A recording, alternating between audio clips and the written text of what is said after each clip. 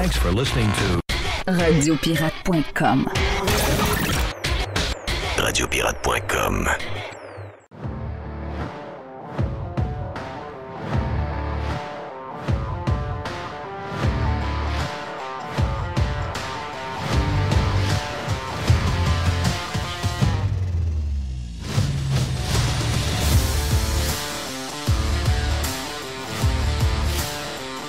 OK, tiens, toi, on est mardi et Jerry stand-by pour une boîte, je pense. Oui. Une petite pointe. Une petite boîte. Cette petite boîte. On aura Régent Tremblay également. J'ai pas d'idée de ce que Régent veut nous parler. Est-ce que Régent il se fait brasser pas mal? Julie s'est fait brasser. Julie a répondu via Facebook ce matin. Régent a partagé. Go Julie, go! Go Julie, go! Tiens-toi. Beaucoup de monde vont se sentir très mal à l'aise, très mal à l'aise avec la lettre qu'elle a écrite. J'en avais parlé un peu hier, donc sur le Prime, je pense, par contre. Et on aura Éric Duhem. Éric Duhem va venir nous parler de son voyage dans l'Ouest. Éric Duhem qui a fait un tour pour aller voir qu'est-ce qui se passe avec ces provinces-là qui demandent de plus en plus d'autonomie. Est-ce que pour le Québec, c'est quelque chose... Est-ce que c'est l'avenir du Québec? Un Québec de plus en plus autonome, de plus en plus sans être souverain, indépendant, mais de plus en plus loin de demander la permission à Ottawa pour fonctionner. Je suis un autonomiste, je dirais, dans le fond de moi-même comme personne, puis c'est probablement le meilleur avenue. Je n'ai pas du tout le côté souverainiste. J'aimerais être plus nationaliste, j'aimerais être plus patriotique peut-être que le mot nationaliste. Puis une chose est sûre, je ne suis pas très fédéraliste. Le gros gouvernement centralisateur, loin de tout, je ne suis pas très fédéraliste, mais je vous dirais l'affaire que j'aime mieux voir Poilievre arriver là et mettre de l'ordre dans la soue que de laisser des Québécois social-démocrates, hyper-gauchistes, mener la patente. Donc, j'ai hâte de voir avec Éric comment on va s'entendre là-dessus, parce que je comprends très bien. Si tu es en Alberta, je pense que si j'étais albertain, je serais très autonomiste. Mais quel est mon intérêt d'être autonomiste au Québec avec du monde complètement fêlé alentour de nous autres, tout quasiment 90-95% des fêlés alentour de nous autres sont des hyper-gauchistes. Oui. Expliquez-moi ce que j'ai à gagner de donner plus de pouvoir à la gang d'enragés qui nous ont embarrés plus que personne chez nous pendant la COVID avec des histoires complètement folles, des mensonges à longueur de journée, de la crise de folie. Donc, de donner plus de pouvoir. Moi, ils ont eu un test là, sur le pouvoir. Ils se sont donné ça avec un genre de loi un peu bizarre. Ils ont eu le test de l'autonomie, le gouvernement, pendant la COVID. Puis je peux vous dire une affaire. Je ne vais plus jamais revivre ça de ma vie. Là. Est-ce qu'on peut jamais. Est-ce que, Jeff, on peut faire un parallèle avec les États-Unis, où ce que les États américains, ils ont beaucoup d'autonomie. C'est-à-dire, par rapport à plusieurs règlements, plusieurs lois, Et en même temps, on l'a vu pendant la COVID, il y a des États qui ont été beaucoup plus, ouverts que d'autres États qui ont été complètement sautés. C'est carrément ça. C'est carrément ça, mais on est dans la gang des sautés. Là. On est dans la gang des sautés. On est l'État de New York. Je parle pas en argent. Là. Je te parle en manière d'être. Oui. On est bizarre. Oui, très bizarre. Très bizarre. Est-ce qu'on veut donner plus de pouvoir à ces bizarres-là? Oui. Moi, ça me fait peur. Là. Moi, je dis ça de même. Ça me fait beaucoup, beaucoup peur. Parce qu'on en parlera avec Éric. Et l'autre point que je veux parler avec Éric, j'en ai parlé avec toi tantôt sur Prime, c'est que j'espère que son voyage dans l'Ouest, il a fait comprendre, en voyant un peu, je ne sais pas qu'est-ce qu'ils ont vu de Danielle Smith, je ne sais pas qu'est-ce qu'ils ont pu filer là-bas, mais j'ai hâte qu'on soit fier d'être conservateur et de droite. J'étais écœuré de jouer la game, mais à la sauce québécoise. Oh, au Québec, il faut faire attention. Au Québec, un genre d'ADQ mielleux, un genre de PLQ à la Bourassa. Regarde, non. Tu joues, t'es all-in. Puis, mon feeling, c'est que tu peux juste gagner. Mon feeling, c'est que tu peux juste gagner. Tu sais, là, à date, en étant mollo, on est à 5 d'après les derniers sondages. Éric Duhaime, s'il y a une élection demain matin, il y a 5 élus. Moi, je pense que s'il va à fond la caisse conservateur, mon feeling, c'est que le Parti conservateur du Québec peut monter et aspirer à gagner entre 12 et 19 sièges. Ah oui, si c'est bien fait, on peut aller jusque-là. Il y en a qui vont dire, ouais, mais pour aller jusque-là, il faut qu'il embarque dans l'histoire des pattes de loup, des ci, des... Ouais. Pas besoin. Pas besoin. On est dans une place qui se meurt financièrement. On est dans une place où on n'arrive plus pantoute. On n'arrive plus pantoute. Et la vie continue comme si tout était beau. Je veux dire, les déficits, on va... C'est sûr que les agences de crédit sont... C'est une gang de louches aussi, là. Mais ils sont probablement à une visite d'avion de venir cogner à la porte du gouvernement. C'est sûr qu'en ce moment, quand on regarde les chiffres qui sont projetés par le gouvernement et on regarde l'état de l'économie du Québec, c'est pas... Oui, on est sur le bord d'avoir des gars avec des mallettes qui arrivent. Là. Arrête. Ben oui, c'est sûr. Arrête. Chris, t'as-tu vu ce qu'on donne? T'as-tu vu comment on négocie nos patentes? En fait, c'est que les gars qui ont les mallettes, eux autres, ils viennent pas discuter. Là. Ben, ils viennent pas discuter, ils te donnent des lettres puis s'en vont. Ben, c'est ça qui est arrivé en 82. En 82, c'est ça qui est arrivé. 82, c'est arrivé. Là. Ils ont coupé le crédit, puis le gouvernement était fourré. Là. Oui. Autrement dit, c'est plus toi qui décides chez vous. Là. En réalité, c'est ça. Là. C'est ça. Mais ça, il ne faut pas que ça arrive. Là. Ben, on est sur ce chemin-là. Là. On est pas mal sur ce chemin-là. Et personne ne veut parler de ça. Et tout le monde veut faire semblant. Il n'y a plus rien qui marche. On dirait le Canadien de Montréal. Le Canadien de Montréal va avoir de la misère à jouer pour 500 à la fin de l'année, mais leur plafond salarial est à côté au bout. C'est bizarre, ça. Ça c'est mystérieux. Ça, j'avoue, là, ça se bout de là. Il y a une équipe de pas bon, mais le payroll est incroyable. Ah, moi, mais c'est parce qu'on a... Non, ben, raconte-moi pas pourquoi. Tu vas m'expliquer comment Toton ils sont. Je veux dire, j'ai pas besoin que tu me dises comment Toton ils sont. Je le sais qu'ils sont Toton. Explique-moi-les pas. Pour se rendre là, t'es Toton. Puis si t'es défend, t'es aussi Toton qu'eux autres. Donc, non. Ben, le gouvernement du Québec, c'est ça. Chris, les hôpitaux roulent plus. Les urgences sont débordées, puis rien qui se passe. Les écoles, c'est le bordel. C'est le bordel partout. Même Richard Martineau se rend compte de ça. Rich? Oui, Rich. Rich, il se rend compte de ça. Même Richard Martineau se rend compte de ça. C'est ça le plus drôle. Donc, moi, j'ai le feeling que la décote s'en vient. Si on veut éviter la décote, il va y avoir... Vous avez les gens... Ça, c'est bizarre comment on est. C'est Mario Dumont qui a crié haut et fort qu'on était une gang de Mongols à Cube Radio. Ça a l'air que le mot... Moi, j'ai jamais utilisé le terme mongol pour parler de la trisomie. Moi, j'ai toujours utilisé, dans mon coin, le terme mongol, ça voulait dire weird. OK? Ça ne veut pas dire trisomie 21. Là. Donc, ça n'a pas de rapport avec la Mongolie non plus. Là. Donc, on s'entend, là. Il y a des mots qu'on utilisait qui font partie du folklore, que les gens nous ont prêté des intentions, mais c'était pas ça pantoute. Le mot tapette en est un de ceux-là. Là. À un moment donné, on a comme dit, il ne faut plus dire ce mot-là parce que là, tu es en train de ridiculiser un homosexuel, alors que ça n'a rien à voir. Là. Rien à voir. Là. Le gars peut avoir couché avec 200 filles, c'est pas capable de pogner un ballon de plage. C'est une tapette. Il a bien beau coucher avec 25 filles par semaine.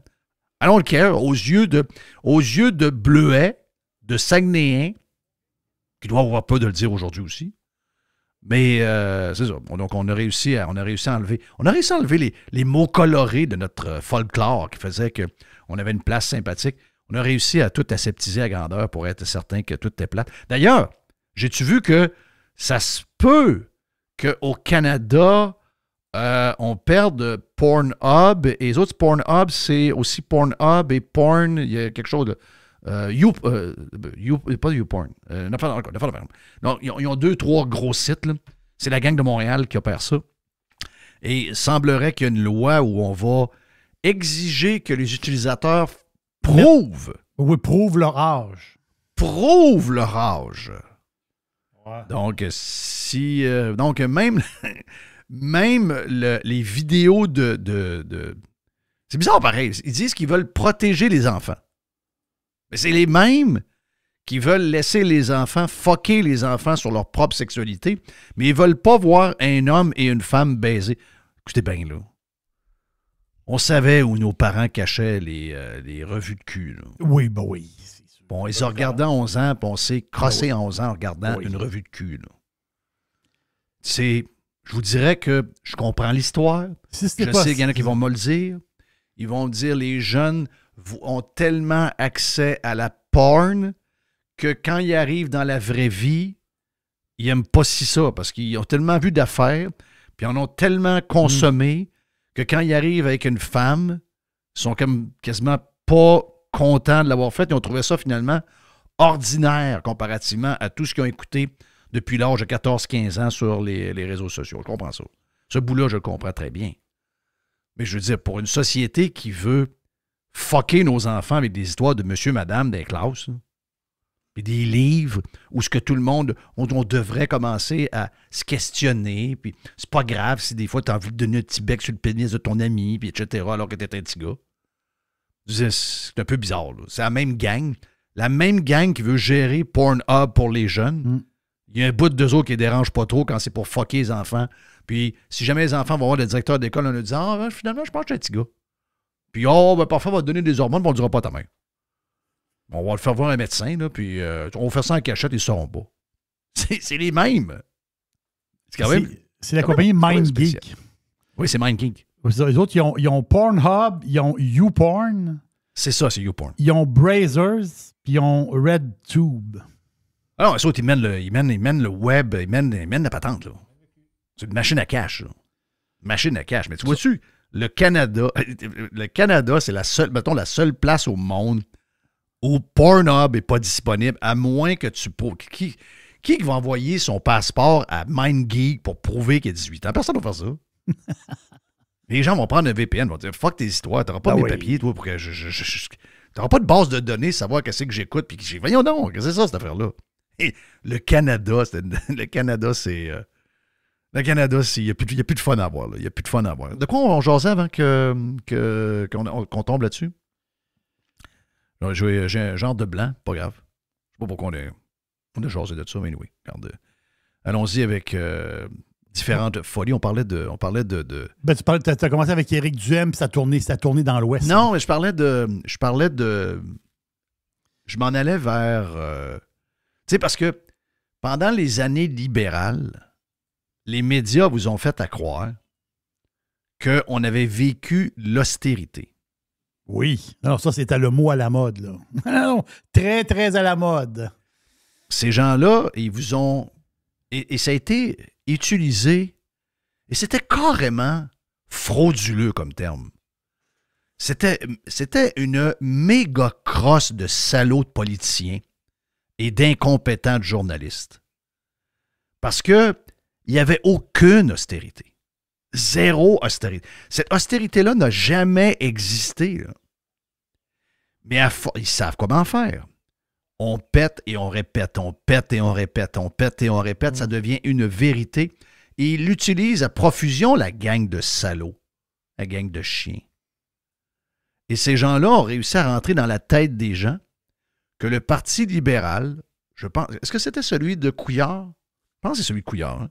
Oui, Couillard. Que c'était un parti là, qui coupait des services, vous en donnait moins, vous vivez l'austérité.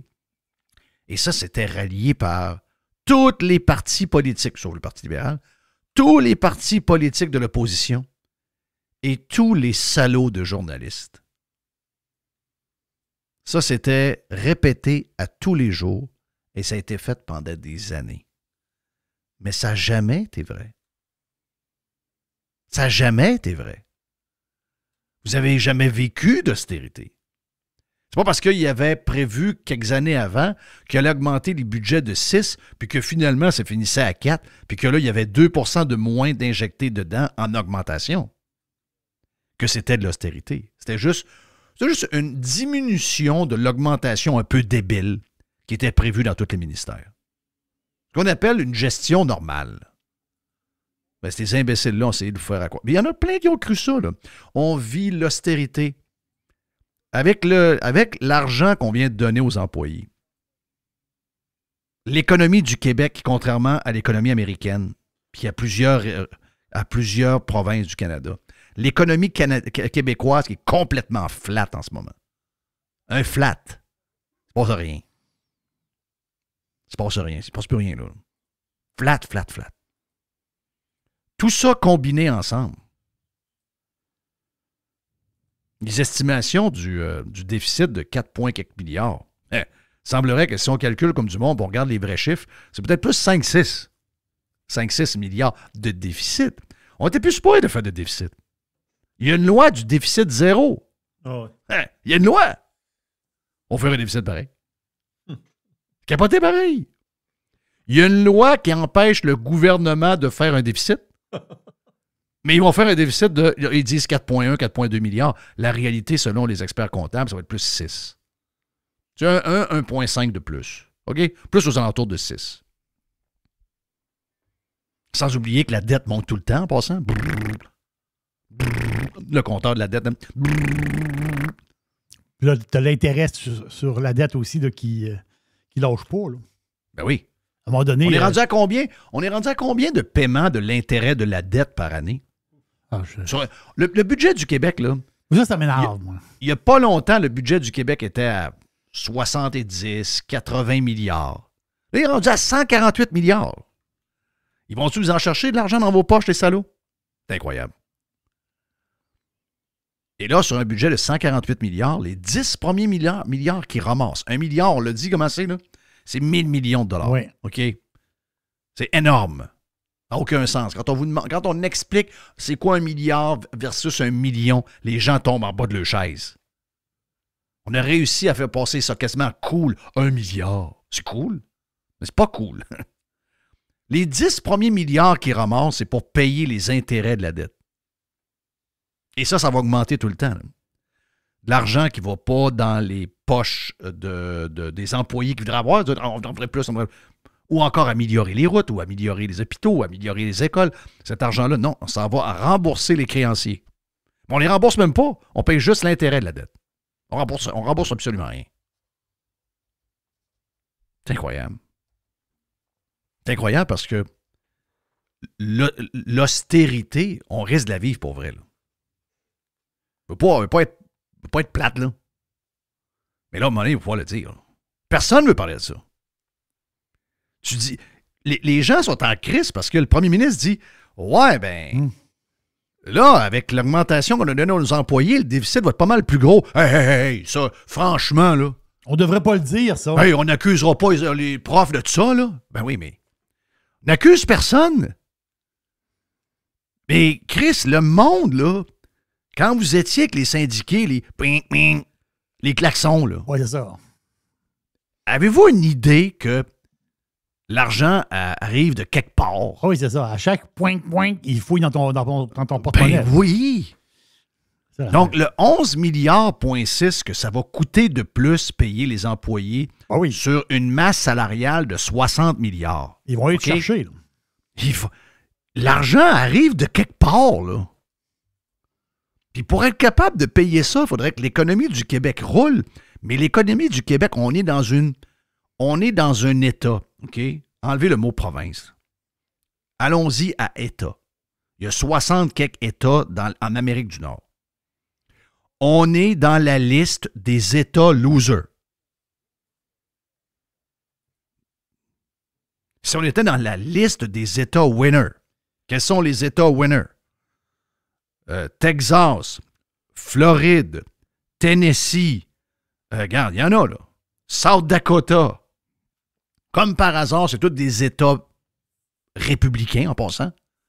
Et tous les États hyper démocrates sont des États losers. Surréglementation, des lois à pu finir, l'investissement, il ne va plus, etc., etc. Regarde, il y a des affaires là qui se passent, des affaires bizarres. Ces États-là se vident en population et les États républicains augmentent.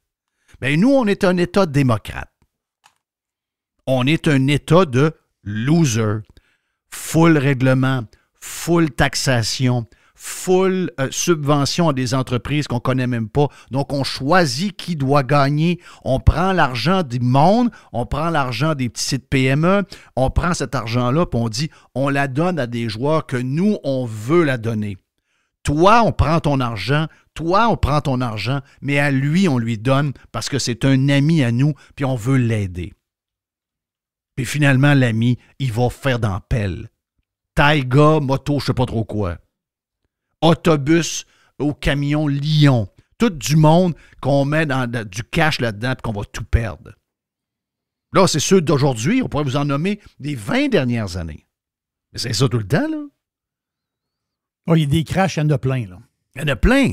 Donc, l'État loser qui continue de vivre comme si il y avait une augmentation de 10 % de son économie, alors qu'on est à zéro en passant. Comme si on augmentait notre économie de 10 % par année. Là. Comme si on avait une économie florissante avec une démographie incroyable où tous les gens qui arrivaient, c'est des gens un peu partout dans le monde qui arrivaient avec des millions de dollars pour investir. La vérité, c'est qu'on a une province vieille avec du monde un peu bizarre. Du monde qui rentre dans des boulangeries à Stoneham puis au lac Beauport puis qui donne de la merde à des Philippins parce qu'ils ne leur répondent pas en français. C'est du monde bizarre, pas très ouvert, fermé sur elle-même, mais vit comme Dubaï. Ben, Dubaï avec des trous de partout puis un hôpital où il n'y a pas de docteur. Il n'y a pas de docteur, tu vas à l'urgence. Ouais, mais ça fait 17 heures, on n'a pas de docteur. Ça, t'as pas de docteur, t'es l'urgence. Donc, c'est Dubaï. Dubaï après. C'est Dubaï après une attaque, je sais pas moi, du Hamas. Non, pas le Hamas, c'est le chum. C'est Dubaï après avoir été attaqué par, je sais pas, le Yémen est en chicane avec eux autres. Le Yémen est allé rentrer là avec une gang de fous. Puis ils ont tout sacré à la place. Nous autres, on vu comme Dubaï, comme si on avait du pétrole qui sort. Oh, ouais. Combien ils veulent les employés? Ouais, mais c'est parce qu'ils se plaignent de l'inflation. Hein? Ils veulent avoir l'inflation. Ouais, mais l'inflation, ils connaissent l'inflation dans 3 ans, ils connaissent l'inflation dans 4 ans, ils connaissent l'inflation dans 5 ans. On paiera l'inflation, mais là, on ne donnera pas 5 à l'avance alors que ça va être peut-être 3, là. Ah, mais ils veulent l'inflation. Ils sont sous-payés. Puis ils méritent. Hein? C'est eux autres qui portent J'entends ça, OK, parfait. Mais parfait, on peut lancer des fleurs à tout le monde toute la journée, puis on peut dire oui à tout ce qu'ils demandent. Mais en fin de journée, ça coûte pareil 11,6 milliards de plus. Mais il ne faudrait pas le dire. C'est ça qu'il ne faudrait pas le dire. Ah non, parlez-nous pas de ça, là, on n'est pas responsable. Ben oui, vous êtes responsable de ça. Puis tous ceux qui ont dit oui puis qui ont été pour sont responsables de ça. Moi, je suis pas responsable de ça. Moi, je n'étais pas pour. Moi, je trouvais ça cave. Je dis, ouais, mais c'est parce qu'eux autres, ils ont le... Ben oui, mais les gens alentour de moi, ils n'ont pas le salaire en fonction de l'inflation, puis ils ne l'auront pas pour les 5 prochaines années. On ne la connaît pas, l'inflation, pour les 5 prochaines années. Quand même, Bouillard. Ah ouais, mais faut leur donner. Et là, on est en déficit. On n'est même pas supposé de faire des déficits. La dette explose. On a le gars de la SAQ, il faut que j'augmente de 4 fois par année, là, parce que faut donner de l'argent. Là, il faut monter les tarifs d'hydroélectricité. On a besoin d'argent, là. Il faut mettre une taxe sur telle affaire. Il faut mettre une taxe sur ci. Il faut mettre une taxe sur ça, là. Il faut rajouter une autre taxe là aussi, là. Il faut augmenter les impôts des riches, là. Mais est-ce que vous voyez que cette recette-là ne fonctionne pas? Elle ne fonctionne pas. Il n'y a rien qui fonctionne. L'économie est arrêtée complètement. Tous nos voisins marchent à 3-4 % d'augmentation d'économie. Nous autres, on est à 0. Il n'y a plus rien qui marche. Mais malgré ça, c'est pas grave. Oui, on va aider les infirmières. Ça ne sera pas 11,6 parce que là, on va... Ça, c'est 11,6 avec l'entente que des infirmières qu'on pense avoir. Bon, on sait très bien qu'on va défoncer. On va finir à combien? 13? 13,5? 14 milliards? Ah non, on est dans une maison de fous, les amis, là. On est dans une maison de fous, là. On ne sera jamais dans un État avec des taxes basses. On ne sera jamais dans un État avec des prix pas pires. On sera jamais... On est fourré avec notre modèle, là. Un modèle de fucking loser, là. Mais personne ne doit le dire. Puis, non, il ne faut pas dire ça. Puis à mesure que tu appauvris le monde, ben ce monde-là, il ne paye plus d'impôts. Les pauvres, ils ne payent pas d'impôts. Ben là, c'est... De ce que je comprends, c'est 1 sur 3 qui ne paye pas d'impôts déjà là. C'est ça. T'sais, un pauvre, il ne peut pas te donner... Il n'y a rien à te donner. Il n'y a rien. Tu comprends? Mais tu comprends que lui aussi, il est fourré dans son histoire, même s'il ne paye pas d'impôts, là. Parce que là, il braque, il n'est plus capable de payer son appartement. Oui, c'est ça. Là, c'est l'appartement, le compte de l'électricité, la bouffe, le ci, le ça, l'autre patente. Non. Lui aussi, il est fourré, le pauvre. Tout le monde est fourré. La classe moyenne, qui était la classe moyenne assez riche, est devenue une classe moyenne qui approche la pauvreté, là. Et la classe moyenne, qui était la vraie classe moyenne, ben, est rendue que une fois par 2 semaines, elle va chercher une dinde à bouchée généreuse. C'est ça. Les deux travaillent. C'est incroyable. Ça fait la file. On a des images. Ça fait la file pour aller chercher de la bouffe dans les endroits qui donnent de la bouffe. Et on se tourne de bord, puis on dit, ben, il n'y a pas de problème. Vous voulez combien de salaire? Ben, on veut telle affaire, telle affaire. Ben, mettons, entre 25 et 30 sur 5 ans, ça va pas pire. Pardon? Entre 25 et 30 Voyons, Calice, êtes-vous fou? Ah, mais tu ne crois pas en l'éducation, toi? C'est pas important pour toi, l'éducation? Puis tu sauras que les professeurs sont pas riches. Ben, je sais que les professeurs sont pas riches. Je sais, j'ai tout ça. J'ai parlé de ça tout le long. Je vais pas me réexpliquer là-dessus. Mais on peut pas payer ça? Ben, voyons donc, on peut pas payer ça. Tu laisses toujours ben pas les profs à perdre leur pouvoir d'achat? Ben oui, mais... Par où je commence? Ben c'est ça. On va tous perdre. Tu sais, à un moment donné, il faut être bright dans nos décisions. Puis même comme personne qui est impliquée, parce qu'on est collectivement ensemble. Les profs, est-ce que les profs ont perdu quelque chose pendant la COVID? Ils n'ont rien perdu. Merci. Bon, parce qu'il est très beau, là. Parce qu'il y a beaucoup de monde qui ont perdu de l'argent, là. Ben, nous autres, Jerry. Ben, c'est ça. Ils ont-tu perdu quelque chose, eux autres? Ils n'ont rien perdu. Merci. Toi, tu as perdu 20 de ton salaire pendant 3 ans. Puis moi aussi. Puis tous ceux avec qui on était. Je vais le faire. Ouais, oui, mais non.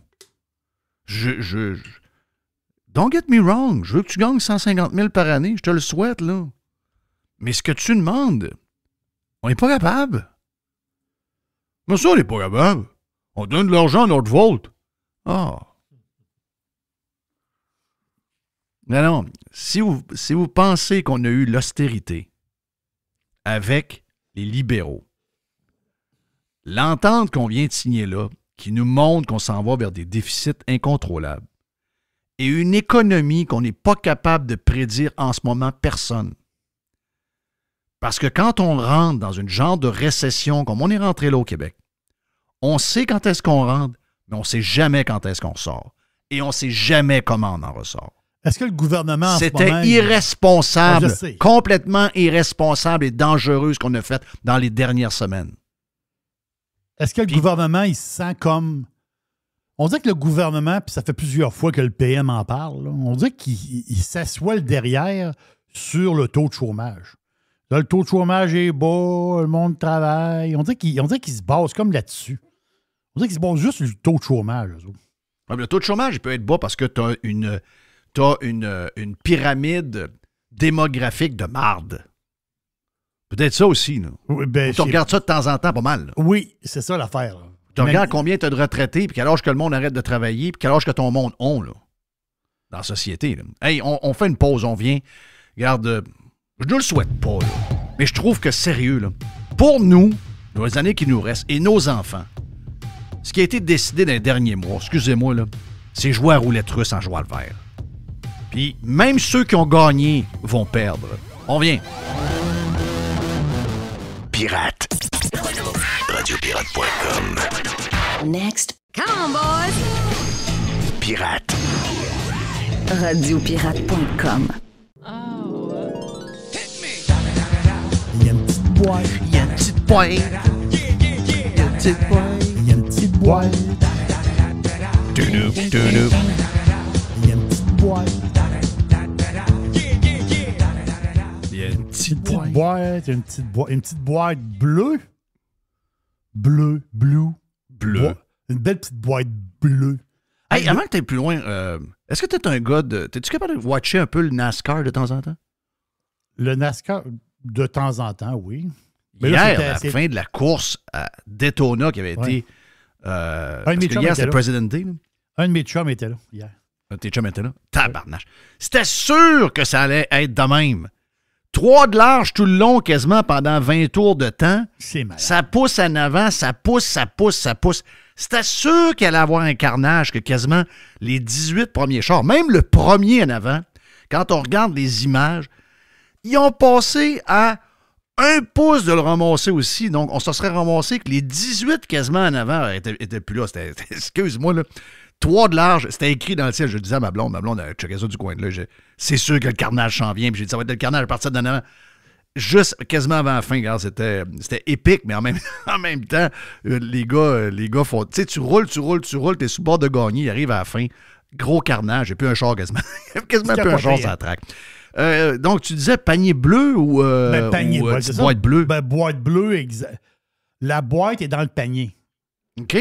Le panier il est bleu. Mais le panier bleu, ça achève. Le panier bleu, la patente de la craque, là. La patente de marde. Ils sont arrivés à un moment donné qu'à une espèce de projet, ça a coûté 16 millions au début, d'un panier bleu. La face, c'est qu'au début, ça marchait pas dans le sens que. C'était une annonce faite avec le PM quand même. C'était une grosse annonce, là. C'est une annonce COVID pour jouer sur l'histoire de l'achat local puis faire peur au monde avec Amazon. Voilà. Mais tu sais, au début, c'était pas transactionnel, le panier bleu. Mais non, c'était un genre de toile du Québec avec un genre de catalogue. Là. C'était ça. Il te redirigeait sur le site, autrement dit, des commerces. Ça a pris 6 mois pour linker la patente, là. Mais là, ce matin, Fitzgibbon, dans une entrevue, on va le dire, c'est à Radio-Canada avec le chum à Mr. White. Masbou? Masbou. Donc, Fitzgibbon va voir Masbourian, lui. Ben oui. Franchement. Il va s'ouvrir, il va jaser avec Masbourian. Ben, franchement, il va pas jaser là. Avec Pas de Masbourian. jasage. Fait que le panier bleu, les semaines sont comptées. C'est ce qu'il a dit? Ouais. C'est fini. Ben, il a dit, genre. Bon, on aurait pu Ça le dire au début. Là. Ça se peut que ça finisse. On l'a dit au début même. On l'a dit, c'est vrai, ça t'offre pas, c'est n'importe quoi. Mais là, Fitzgibbon a dit aussi que les marchands québécois, ils aiment mieux être sur Amazon. Mais, oui. Mais l'affaire, c'est que je pense, pour vrai, là. Non, Jeff, je pense qu'il y a eu un déclic. Parce que moi, je pense que les politicos, ils ne comprenaient pas la patente. Que tu pouvais être commerçant sur Amazon. Eux autres, la patente? Ben, beaucoup de monde, encore aujourd'hui. Ils ne savaient pas. Mais eux autres qui sont supposés tout savoir, ne savaient pas que dans Amazon, la majorité des gens qui vendent sont des vendeurs indépendants.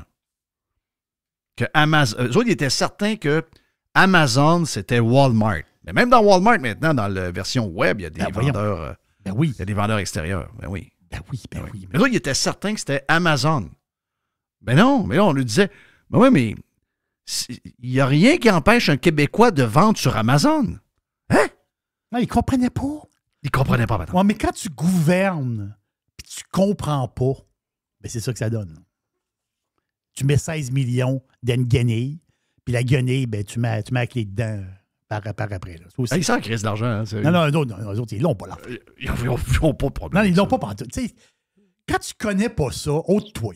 Qu'est-ce que je les méprise? Tu peux pas savoir comment. Ôte-toi. J'ai méprise. Après ça, ouais, mais t'es-tu anti-gouvernement? Comment on peut pas l'être?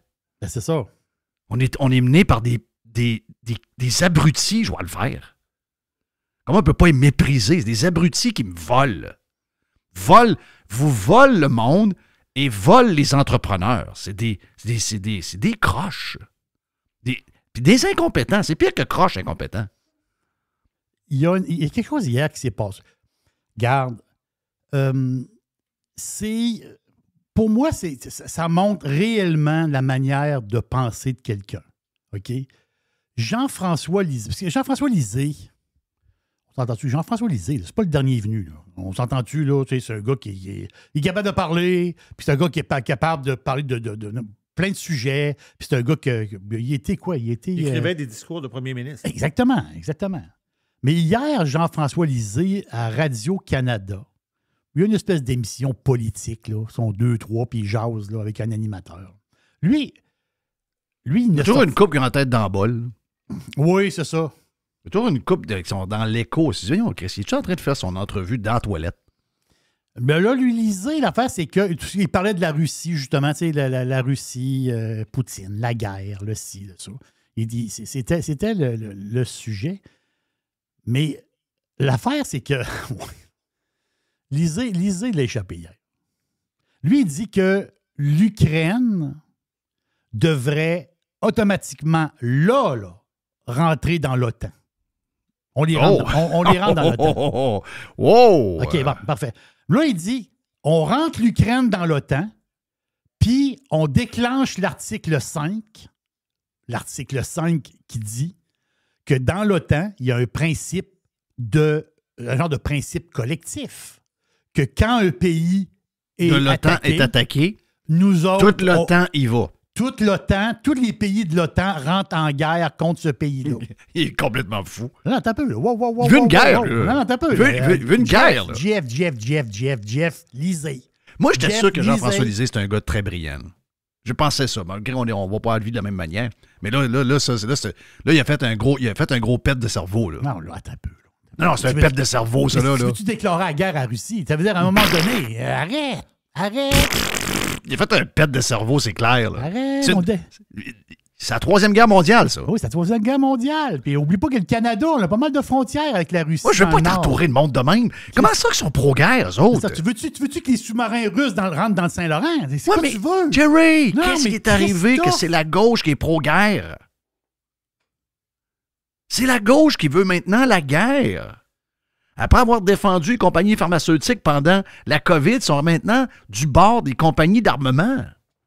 C'est capoté, raide, cette affaire-là. Mais ceux qui veulent la guerre, OK? Ceux qui veulent la guerre, pourquoi ils ne vont pas s'enrôler pour l'Ukraine? Ah, ben oui. Non, t'as peu. Allez-y. Oui, parce que là, ils cherchent du monde. Ben oui, ils n'ont plus de monde. Bon, je vais vous le donner, l'adresse Internet. C'est ildu.com.ua. ildu.com.ua. C'est la Légion internationale de la défense de l'Ukraine. Donc, si tu peux t'enrôler présentement, moi, je peux m'enrôler. Je suis encore correct. J'ai 59 ans. Hier, j'ai eu 59. Si tu as entre 18 et 60 ans, tu n'as pas de passé criminel. Moi, j'ai aucun passé criminel. Je peux y aller. Ça change quoi d'avoir un passé criminel en Ukraine? Non, mais c'est ce qu'ils demandent. Elle est bonne. Non, t'as peu. Faut que j'aie une santé pas pire. J'ai une santé pas pire. Ça veut dire que je suis un peu overweight, mais c'est pas grave. Là, on va se serrer la ceinture un peu. Correct. Capacité physique minimum. C'est-à-dire, oui, je suis correct. Je suis capable de marcher. Je suis correct. Je suis capable de tenir un gun. Après ça, l'expérience militaire n'est pas requise.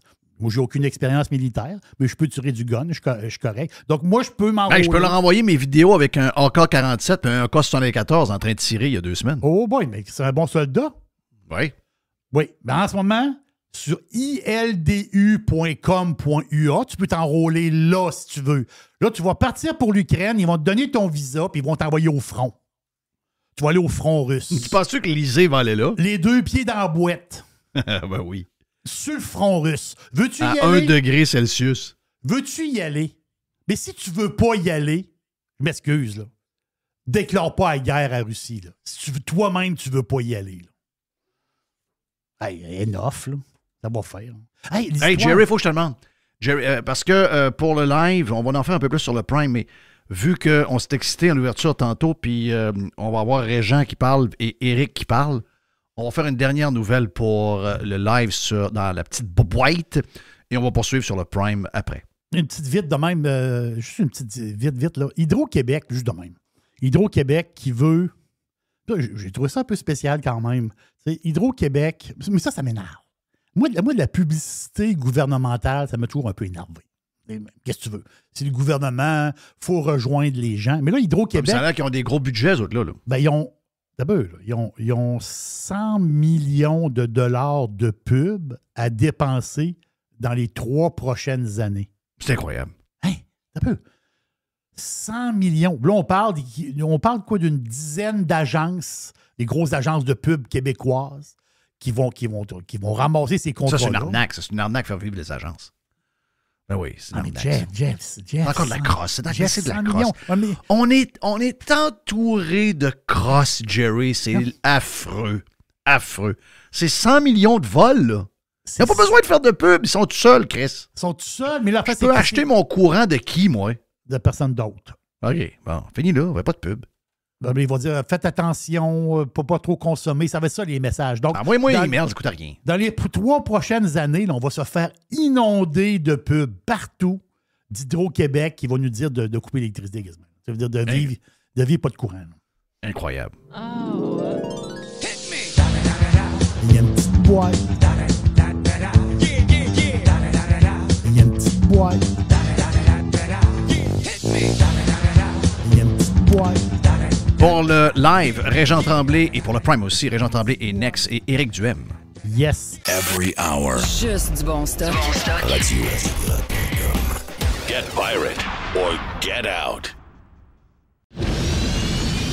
Radio Pirate. RadioPirate.com. La chronique de Régent Tremblay vous est présentée par les sauces Fire Barnes. Fire Barnes. Fais-toi plaisir, mets-en partout. On est avec Régent, on est inquiète un peu parce que Sacha est en feu, pas à peu près. Là. Elle aime pas les gars qui font le gazon. C'est pas un transgenre. OK, Sacha, c'est Sacha un gars. C'est un gars. Un gars, c'est Sacha, c'est un gars. Ce que je fais là, moi. Non, surtout lui, son vrai nom, c'est Alexander Romanov. Oui. Excusez-moi, au nom de moi-même, pour les Sacha, là, je sais. Mais on est tellement dans une époque bizarre, on ne sait plus quel bord que le monde ça. Donc, ça va, Reg? Ah, ça va bien. Ça va bien, ouais. Avant qu'on parle de Julie, je veux saluer aussi, on a 2 auditeurs que je suis honoré. On a Jean-Philippe Vautier, qui est tellement beau. Moi, toutes les fois, j'en reviens jamais. Dans la vie, là, il y a 3 hommes qui ont les cheveux que j'aurais voulu avoir.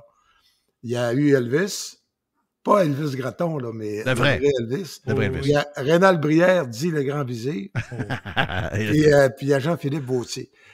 Puis dans son cas, même si c'est pas toujours évident, je dis, il n'est pas juste beau. Puis l'autre, c'est Olivier Niquette, dont le grand-père Fernand m'a vendu mon premier citron. Un consul. Un vendeur de citrons. Non, il m'a vendu des bons aussi. OK, c'est bon. Mais le premier, j'avais 600 piastres. Tu veux qu'il fasse. Il m'a vendu un consul anglais, là. Et pas de démarreur. Puis quand je frappais un KO, le haut de le vin. À Montréal, je serais mort, c'est sûr. Mais pour le reste, M. Niquette... Parce que Vautier et Niquette adorent écouter Radio Pirate. Oui. Et prendre des bouts. Puis avec le gros budget d'1,6 milliard qu'il y a dans cette place-là, au moins, si on recevait quelques redevances, ça ne nous dérangerait pas trop. Mais on vous salue pareil. Puis merci de nous faire de la bonne pub. C'est toujours très apprécié. Puis, regarde, il n'y a pas d'histoire. Nous, ça nous dérange 0-0-0. Non, mais c'est correct. Mais ça dérange du monde, par exemple. Il y a des gens que ça excite. Quand tu passes à Radio-Canada, ça peut exciter du monde. Donc, mais moi, ça ne m'excite pas. C'est une bonne pub gratis. Donc, vous êtes salués, les boys. Gauthier, déjà rencontré, good guy. Il n'y a pas d'histoire. Olivier, je l'ai connu. Niquette, j'ai déjà parlé en message privé parce que il sait, à un moment donné, que je le checkais sur des petites affaires, mais c'est pas des... Écoute, tu t'en vas pas à la guerre avec ça, là. Il est fin, puis il a écrit un livre qui est pas mauvais. Pas mauvais du tout. Bon, ils sont salués. Ils sont salués, puis c'est... Le livre, tu vends ta maison de milliardaire, maudit milliardaire à marde? Alors... Non, à peine millionnaire. Donc, oui, je vends ma maison à Saint-Adèle, je m'en viens à Québec, une ville communiste. Oui, ça les dérange, hein? Non, mais je m'en viens. On va déménager à Québec pour plusieurs raisons. Mais d'abord, c'est proche du Saguenay. Oui. Et ça veut dire mon frère demeure encore à Falardeau. Puis j'ai des amis au Saguenay. Fait que. Puis en moto, y a-tu un plaisir plus beau que de prendre l'ancien boulevard Talbot, l'autoroute? Oui. L'autoroute du Parc est la plus belle route au Québec. Oui, puis c'est ça. Mais là, c'est pas fait, là. Faut vendre, puis après ça, t'as-tu une idée de la vente de garage? Oui. Mettons qu'il y en a-tu j'ai des souvenirs là-dedans. Le premier casque de Jacques Villeneuve chez BAR, je me demande ce que je vais faire avec ça. Ouais. Numéro 001. C'est sûr que si tu le mets en vente sur Marketplace quelque part, il y a un fan de F1, il y a un fan de Jacques qui va vouloir le ramasser, c'est sûr. Là. Mais ça se fait pas dans la vie, tu le donnes, tu peux pas vendre ça. En tout cas, je comprends. C'est ce que je veux dire. Oui, je sais. Mais regarde, il y a des maniaques de F1, peut-être, je sais pas, là. Faut que ce soit. Parce que des fois, il y a des gens qui ramassent ça, puis ils ne savent pas quoi faire avec, puis après ça, ils les jettent. Il faut vraiment que tu aies un fan. Il faut que tu trouves un fan, un vrai de vrai, ou un musée, je sais pas. Là. Il doit y avoir de quoi qui traîne ces Villeneuve. Mais celui qui me l'a donné, c'était Tom Moser, qui était le vice-président au marketing chez BAR. Oui, je me rappelle de son nom. Ouais, Tom Moser, puis c'est un des vrais fondateurs au début de, comment ça s'appelait, PPGI, te rappelles-tu? Oui. Avec Jean Langevin, puis France Corbeil, Henry Wong, qui ont créé la compagnie de publicité, puis de compagnie de TV pour British American Tobacco. Wow. M'a dit, Jean Langevin, là, moi, quand j'allais faire le Grand Prix de Jean Langevin, qui était à CKRS au Saguenay. Oui, au sport. Au sport. Mais qui était boss après ça, qui était patron aussi de CKRS. Et qui, aujourd'hui, est un des commissaires, un des inspecteurs à la régie, à la boxe. Voyons, toi. Ben oui. Wow. On se voit au moins une fois par mois, là, à la boxe. Il est là. Puis c'est lui qui inspecte dans les vestiaires. Avoue que c'est drôle, les titres, là. Il vend son château de tu sais, c'est pas de la faute. T'as une très belle maison, Régent, là, don't get me wrong. T'as une très belle maison. Sauf que la raison pourquoi les maisons sont rendues à 1 100 000 ou 1 200 000, c'est pas de ta faute. Avant, ces maisons-là valaient 600 000, puis là, le marché est rendu là. Je veux dire, tout le monde est découragé un peu là, que des maisons de 600 000 sont rendues à 1 100 000 et 1 150 000, mais tu ne vendras pas la maison qui vaut maintenant 1 100 000, 600 000 pour pas te faire traiter de riche. Là. Non, mais ça, le monde, là, c'est correct. Je suis dans. Soit dit en passant, tantôt on parlait de Jean Langevin, le gars qui a ça en vente, là, qui selon moi est un des meilleurs courtiers agents d'immeubles, en tout cas dans les Laurentides, c'est le top, c'est le numéro 1. C'est Éric Lavallée, l'ancien producteur de 110% TQS. Ah oui. Puis qui est allé aussi à TVA après. Puis, comment je te dirais ça, donc? Les vraies relations personnelles dans le respect, dans le travail, là, tu sais, ça continue par la suite, ça. Ben oui, ben oui. Le jour où je pourrais pas. Mais ça prend ça prend des gens fidèles. Ça prend des gens qui ne débarquent pas sur une chire pour une histoire. Fidélité compte en compte. Donc, loyauté, c'est le meilleur terme. C'est loyauté, c'est encore meilleur. Effectivement. C'est une qualité qui est en diminution. Ben, moi, je pense que c'est tellement rendu complexe. Puis sans faire de grande philosophie, on vit dans une société qui est en voie d'éclatement.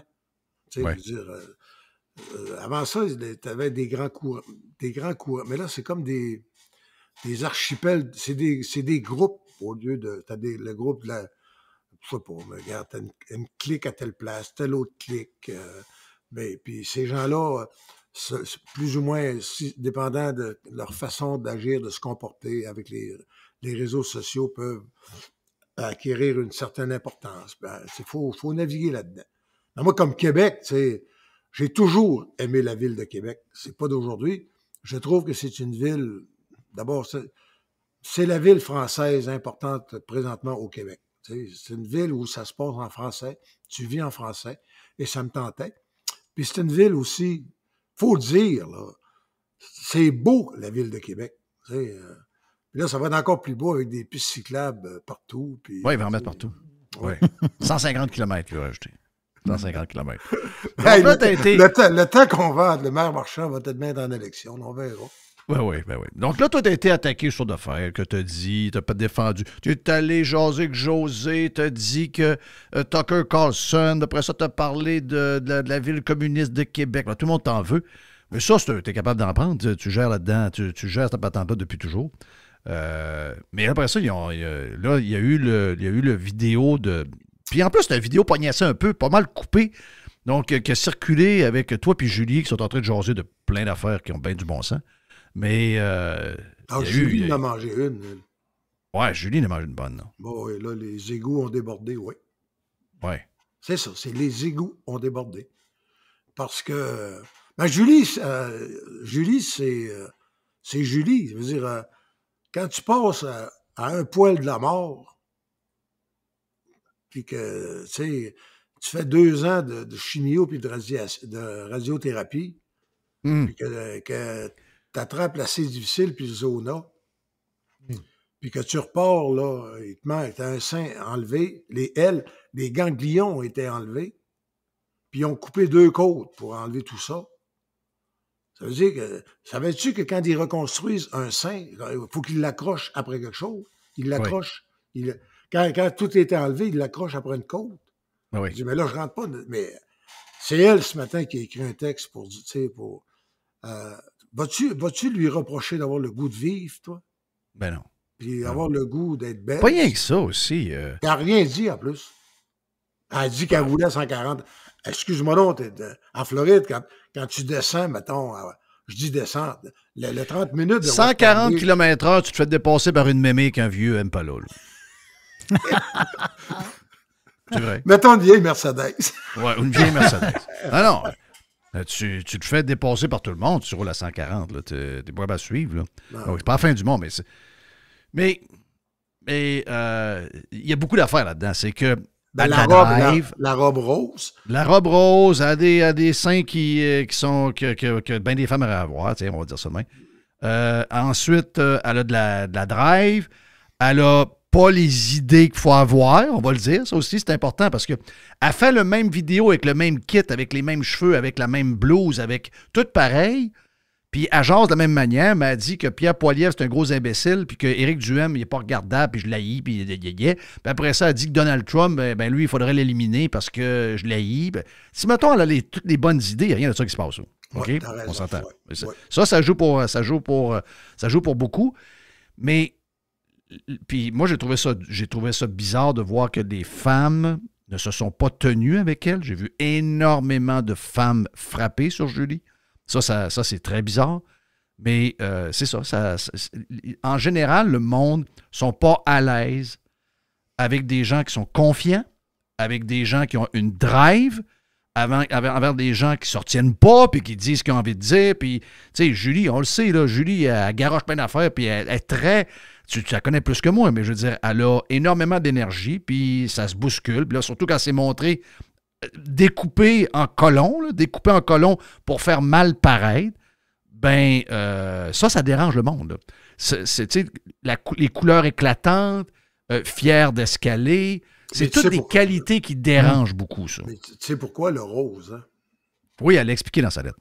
Ouais, c'est le ruban rose là, est donné lors des dîners pour le mois aussi pour le cancer du sein. Et le rose est c'est niaiseux, mais la première fois que je l'ai rencontrée par pur hasard, moi là, quand je l'ai connue la première fois, Julie, elle avait les cheveux à peu près 1,5 pouce de long. Il recommençait à pousser. Puis j'avais une cravate rose. Mais j'avais pas fait ça pour ça. J'avais mis une cravate rose parce que j'avais une émission à TVA après. Mais ça l'avait frappé, ça. Mais moi, quand je l'ai connu, parce que j'avais 2 femmes qui m'ont aidé à écrire la télésérie avec Marina Orsini, le lancer contre le grand duel où Marina Orsini avait le cancer du sein. Ouais. Puis il y a 2 femmes qui m'ont aidé, que j'ai rencontrées, puis Danielle Simard, la femme de Mario Cecchini. OK, je savais pas. Ouais. Puis Julie Bertrand. OK. Puis, comment je te dirais ça, sans rentrer dans la vie privée des autres, mais Danielle, la femme de Mario, elle, son mari, Mario Cecchini, était d'un support constant. Avait été d'un support, là. Les 2 ont eu le cancer à peu près en même temps, avec le même... Pas surpris de Mario. Pas surpris de Mario. Ouais. Puis, oui, mais c'est Mario Cecchini et Daniel, dans lancer contre, Marc Gagnon est très, très fort avec Marine Orsini, ouais, avec Suzy. Et ça, c'était plus Daniel, ça. OK. Mais comme Daniel, elle, avant même sa première chimiothérapie, elle s'est fait faire une perruque blonde. Elle ne voulait pas que son mari puis que ses enfants la voient pas de cheveux. Bon, c'est bien. Mais c'est normal, c'est un classique, ça. C'est correct. Et donc, elle, Danielle, elle s'est fait faire une perruque. Puis, alors que Julie, elle, après sa première chimio, quand elle a vu que ça commençait à tomber, à pogner, à tout raser. Ouais. Et donc, tu sais, j'avais comme... c'est des boîtes de médicaments fournis par Julie à Jean-Claude Lard qu'on a vu dans l'ancien compte. OK. Puis, en tout cas, tu sais, c'est comme ça que je l'ai connue. Après ça, j'ai été 2-3 ans 2 ans au moins sans la revoir, quand la série a été finie. Marina Orsini, Jean-Claude Lard et moi, on est allés chez Julie déjeuner un matin. Tu sais, parce que Marina voulait... Comment tu te piques quand tes globules...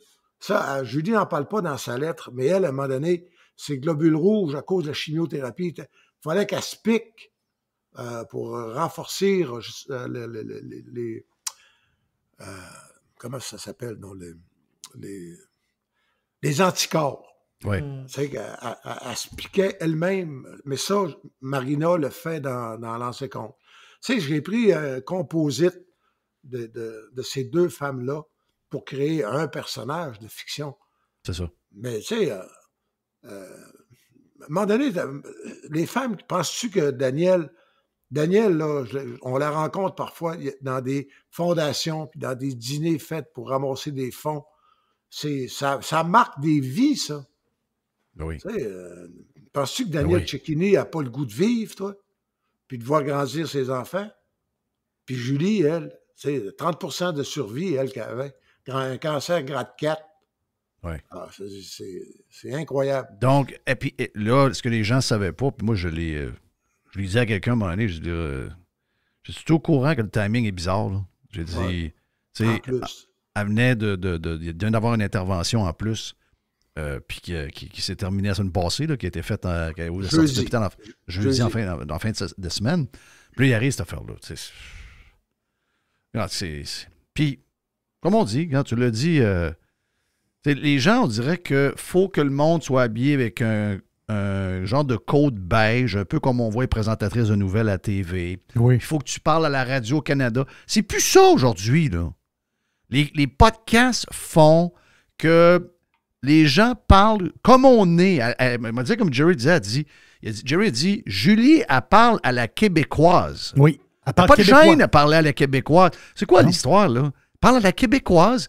C'est fini, là, où les années où les gens s'en allaient devant un micro, oui, bonjour, puis là, tout le monde se changeait, puis devenait quelqu'un d'autre. C'est fini, ça.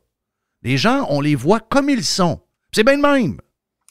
Moi, ce qui me préoccupe vraiment, là, et là, je te parle professionnellement, ça me préoccupe parce que, veux pas, je suis en fin de carrière, là. Bon, tu sais, j'ai 55 ans au compteur, là. À un moment donné, c'est ça, à un moment donné, le moteur, ça va couler dans la panne. Ben non, parce qu'on va avoir des voitures électriques. Ben oui, il n'y aura plus d'huile. Donc, mais c'est à quel point le journalisme, c'est comme s'il y avait des tabous à poser des questions. Tu sais, on a parlé, c'était repris, ça. Moi, là, Tucker Carlson, là, il est de la droite, de toute évidence, ses commentaires. Mais c'est ce dont je voulais parler et ce que je soutiens encore, je ne change pas là-dessus. Carlson, il était mis dehors il était mis dehors de Fox dans une entente hors cours. Mais c'est pas lui qui avait. Je pense pas que ce soit lui qui avait sorti les. Non, il était pas impliqué dans le. Mais, il était quasiment pas impliqué dans l'histoire. C'est plus Sean Hannity et trois autres. Oui, mais en tout cas, mais bref, il a passé dans le tordeur. Mais ce que je veux dire, c'est, y a-tu un vrai journaliste que si on fait la demande puis que tu as 2 heures en one-on-one avec Poutine ou avec Xi Jinping en Chine, tu vas-tu dire non? Tu sais. Ben non, mais lui, c'est pas un vrai journaliste. Il est coucou, il est raciste, il est d'extrême droite, il est conspirationniste. Toutes les étiquettes qu'on met partout, là. Ouais. Mais il reste une chose. Le point majeur, c'est que mettons, des 5 hommes les plus puissants de la planète ont choisi ce moyen-là pour rejoindre le plus de gens possible dans le monde. Ouais. Il y a à peine 5 ans, ça aurait été CNN, BBC, CNN. Ça aurait été une institution majeure. New York Times. Ouais. C'est comme ça que ça serait passé. Mais je pense que les gens n'ont pas réalisé ce que ça veut dire. Ça veut dire qu'un chef d'État a choisi. Ce qu'il a choisi, c'est pas compliqué. C'est une personne qui a un gros following, puis qui est sur X, puis qui a dépassé les 350 millions. Nomme-moi donc une TV qui a une cote d'écoute de 350 millions. Pas. Ça n'existe pas. Bon, ben, puis il a choisi aussi le style. C'est-à-dire que entrevue, pas d'histoire coupée, pas de timing, on jase, puis on finira quand on finira. C'est qui est le nouveau média d'aujourd'hui. C'est ça. Poutine a décidé de dire ce qu'il avait à dire. Et il est tellement habile. Poutine, c'est habile ce qu'il a fait après. De dire que Carlson était dangereux parce que il l'a déstabilisé en faisant une entrevue où ça n'a pas été fait à l'occidental. C'est-à-dire en essayant de bousculer. Ouais. C'est... mais tu sais, tout ça, c'est de la géopolitique. Puis n'importe qui peut trouver là-dedans de ce qu'on vient de dire. Tu peux toujours prendre des extraits pour dire que c'est une apologie de quelqu'un. C'est pas une apologie. C'est une analyse, c'est un regard sur une situation qui est comme ça. Je te dis pas, moi, penses-tu que j'aimerais pas mieux que ça se passe comme ça se passait, que si tu voulais avoir une grosse entrevue, t'envoyais Foglia, t'envoyais Lisiane Gagnon à la presse, dans le temps, où il disait, Régent, va donc voir un tel. Je prenais l'avion et j'allais voir. C'était la presse au Québec ou c'était Radio-Canada. Mais c'est malheureusement, je dis malheureusement pour les médias traditionnels, tu sais, malheureusement, là, c'est changé. Et ça n'a pas fini, là. Je veux dire, comment tu veux aux États-Unis maintenant lutter contre Joe Rogan? Très difficile. Si t'es CNN, comment tu fais? Non, ils ont perdu la guerre. Mais là, eux autres, ils essaient de combler. Là, j'ai vu un matin qu'ils vont demander des redevances sur le prix de l'Internet, sur les téléphones. Ils veulent essayer de récupérer 200 millions de dollars par des taxes que les gens vont payer pour sauver le monde des médias. Ils n'ont pas saisi. Ils n'ont pas saisi que, ben oui, on peut vous tenir en vie, on peut vous donner des salaires, on peut faire semblant que c'est comme avant, mais vous n'avez plus d'impact. Pourquoi on paierait? C'est ça le plus gros de la patente, là. Vous n'avez plus d'impact. Ça ne veut pas dire que l'information ne circule pas. Elle circule de manière différente. Mais elle est moins structurée, il faut le dire. Moi, personnellement, là, j'aime encore ça, là, prendre la presse. Ben, il y a des tendances plus gauche, plus nouvelles valeurs universitaires, semi-woke. Mais j'aime quand même savoir que tu as un rédacteur en chef, un directeur de l'information, que les textes, c'est structuré. J'aime lire un média structuré. Mais là, j'ai 79 ans. J'ai passé ma vie à lire ça. C'est ça. Mais ça ne m'empêche pas que le soir et le matin, avec sur mon téléphone, d'aller voir le dernier podcast de Rogan, d'aller voir celui de Tucker Carlson, d'aller voir, en France en particulier, il y a en géopolitique, ils ont des analystes là, qui sont extraordinaires. De l'analyse de ce qui se passe en Europe. L'Europe est en train de se faire sacrifier dans la guerre, dans la partie d'échecs qui se passe en Ukraine. Là. L'Allemagne mange une maudite volée là-dedans. Mais ça. Mais qui va te parler de ça? T'es mieux d'aller sur ton téléphone, sur différents sites, puis d'aller écouter sur YouTube, tu vas voir ça. By the way, là, à part toi et Daniel, mais la meilleure radio que tu peux avoir présentement, là, c'est André Berkoff. Ouais. Radio Sud. Sud Radio, hein. Sud Radio, c'est-à-dire. Mais tu vois bien qu'il n'y a plus rien de pareil. Non, mais quand je roule, je suis à 95. Moi, je roule honnêtement à 130. Donc, quand je roule sur la 95... Ouf! Mais quand je roule à 100... Est-ce que tu as un Audi décapotable? Ça a l'air que c'est un mot qui est quasiment banni. Là. Faut pas parler de belles voitures. Ben, c'est rien, ça. La Audi décapotable a été recyclée dans le 7e. C'était la voiture de la fille de Jeff Molson. Je veux dire, j'aurais pu récupérer une location là-dessus. Mais quand je roule à 130, là, tu réalises-tu que je suis entre Stewart puis West Palm Beach, puis que j'écoute Dom Morin, puis que j'écoute Paul Arcand si ça me tente, puis quand tu étais là, à midi, je m'arrangeais pour redescendre à midi pour t'écouter en descendant sur la 95, mais pire que ça, si je veux, j'écoute Berkoff. Si je veux, j'écoute celui qui est boycotté à TVA, là. Bureau, Stéphane Bureau? Non, Côté. Ah, Côté. Pas Côté.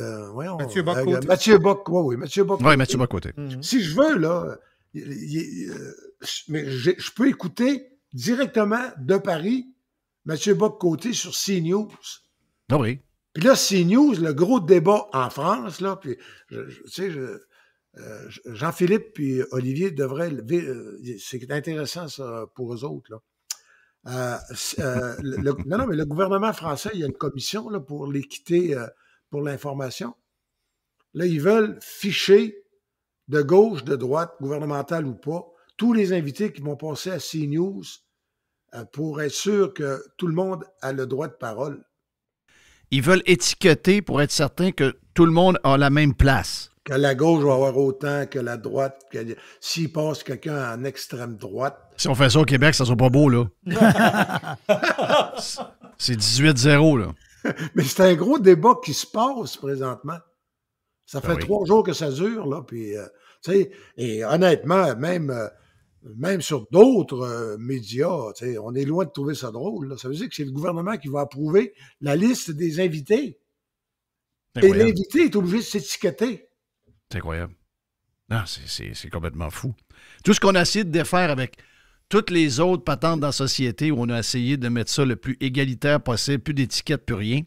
Là, on est rendu qu'au niveau des idées, il faut étiqueter le monde. C'est comme rendu à l'envers. Ça n'a aucun sens. Mais ce que tu dis là, Mr. White, ça fait toujours un plaisir de regarder, surtout la diffusion live qu'on fait le midi, de voir les gens un peu partout sur la boule qui se connecte sur notre... Ah, vous êtes capable de voir ça, vous autres? On est tous capables de voir ça. C'est toujours comique, là. C'est toujours très, très comique. Tu sais, il n'y a plus rien qui tient, mais c'est une question de bonne nouvelle. C'est bon pour les artisans, c'est bon pour tout le monde. Les plateformes sont... Mais c'est juste que dans ce cas-là, je sais pas, regarde, je vais te laisser là-dessus, mais hier, Vincent Marissal racontait qu'il s'était fait mettre dehors de la presse. Puis là, il a dit à Marie-Louise Arsenault, puis qu'il n'avait jamais dit ça à personne, puis la raison pourquoi il s'est fait mettre dehors de la presse, c'est qu'ils ont dit, ben là, avec les nouveaux moyens qu'on a, on voit que personne te lit. Personne clique ces articles. Hein? Marissal à l'économie, ça? Ben, il était Vincent, à l'économie, Vincent. Ben oui, il était à l'économie. Vincent Marissal, il a dit exactement ce que j'ai dit. Mais regarde, je vais te le faire entendre. En septembre 2017, vous quittez la presse à contre-cœur après qu'on vous ait fait passer de chroniqueur politique à reporter au National. Vincent, vous annoncez votre départ sur Facebook. Je vous cite, « Moins de 5 minutes, c'est le temps qu'il faut pour démolir une carrière bâtie pendant 15 ans. Les vraies raisons de cette décision m'échappent. » Qu'est-ce qui s'est passé, Vincent? Ouais, j'étais venu ici pour avoir du fun, mais là, vous touchez à quelque chose de... Ça vous émeut encore, ça? Visiblement. Ouais. Je vais prendre mon souffle, là, puis je vais vous dire quelque chose que j'ai jamais dit à personne. Excusez. On m'a dit, essentiellement, tes chroniques n'ont pas des bons chiffres, il n'y a pas grand monde qui te lit. Ben voilà. Donc, c'est ça que ça fait, la nouvelle, les nouveaux médias aussi. Je sais qu'au Journal de Montréal, c'est une angoisse existentielle là. Au sport. Là, je veux dire, quelqu'un qui couvre le sport amateur, puis que quand la liste des chiffres sort à la fin de la journée, là, évidemment que c'est des textes sur le Canadien qui ont le... Mais ça veut dire que tu fais quoi? Tu rentres dans le cercle vicieux. Tu vas faire 14 pages sur le Canadien, Oui. qui, anyway, dit rien, puis que tout est barré. Tu sais, c'est pour ça que je te disais, ce que je te disais tantôt, là, j'aime ça lire encore un journal, je dis un journal, mais un média qui a une structure encore. Sinon, là, si ça fonctionne juste par les clics, je veux dire, un match de pocketball de Éric Duhem va toujours avoir plus de clics que n'importe laquelle de ses analyses politiques les plus brillantes. Thank you, Reg. Va t'occuper de Sacha. Puis tu envoies une grosse colle à notre amie Julie. Puis on vous aime, puis on est avec vous autres, OK? Merci, bye. Salut, bye. Régent Tremblay est avec nous autres. Et après, Éric Duhem est là. La chronique de Régent Tremblay vous a été présentée par les sauces Fire Barnes. Fire Barnes. Fais-toi plaisir, mets-en partout. Enfin. Pirater, c'est légal. Radiopirate.com. Tu le sais que t'as envie d'écouter. No limits. Radio Pirate. Un gars de l'Ouest canadien dans nos studios. Éric Duhem, chef du Parti conservateur du Québec. Éric, t'es salué, mon ami. Raconte un peu ton voyage. Salut, Jeff. Ben écoute, ça a été... Je suis parti pendant 4 jours faire une tournée de l'autonomie. J'étais allé rencontrer un paquet de monde dans l'Ouest canadien, dont la première ministre Danielle Smith, qui est diabolisée par une certaine classe politique. Puis je t'entendais parler avec Régent Tremblay. Et tu sais que je me suis fait quand même poser des questions sur Tucker Carlson. Ouais, j'ai réussi à aller en Alberta puis me faire poser des... Je m'attendais à tout, tu sais, quand tu fais un voyage comme ça, tu te prépares à toutes les réponses puis les questions que tu peux te faire poser. Puis... Mais jamais, j'aurais pensé qu'on m'attaquerait sur Tucker Carlson puis qu'on le présenterait comme un toxico-complotiste. C'était quoi ton but exactement là-bas? Là? Tu veux te faire connaître? Non, tu veux faire des alliances? Mon but, c'est que pendant que Denis Coderre puis Paul Saint-Pierre Plamondon se font des mamours à l'Assemblée nationale, ils ont même fait un photo-op pour la Saint-Valentin. Je voulais démontrer qu'il faut faire des gains concrets pour le Québec. Moi, là, ce qui me fait peur présentement dans le débat actuel, c'est qu'on se ramasse avec un 3e référendum perdu. Puis quand je dis perdu, c'est pas juste pour le camp du oui, c'est pour l'ensemble des Québécois. Tous les Québécois sont sortis affaiblis et perdants du référendum de 80 parce que le lendemain, on s'est fait rentrer dans la gorge un rapatriement unilatéral contre la volonté de l'Assemblée nationale, puis pas juste des péquistes. En 95, on s'est fait rentrer une loi sur la clarté qui a limité la liberté d'action pour l'avenir pour le Québec. Puis moi, je ne veux pas d'un 3e référendum perdant. Le PQ, présentement, se pète les bretelles parce qu'ils pensent qu'ils vont gagner une élection avec 31 % des votes, parce que c'est ça la réalité actuelle. Il y a été une époque où avec 40, 42, 45 % tu mangeais des volets au Québec en élection. Là, parce que la classe politique est plus divisée, parce qu'on est 5 au lieu de 2, ils peuvent se faufiler avec 31 %. Mais l'option souverainiste est toujours bien à 35 %, ce qui est bien en deçà de ce qu'on avait en 80 et très, très, très en deçà de ce qu'on avait en 95 comme gens qui étaient favorables au oui au Québec.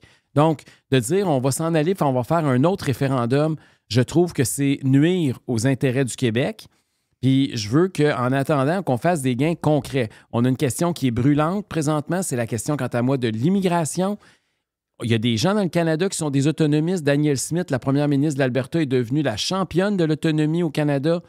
Allons voir. L'Alberta vient d'adopter une loi sur la souveraineté de l'Alberta à l'intérieur du Canada.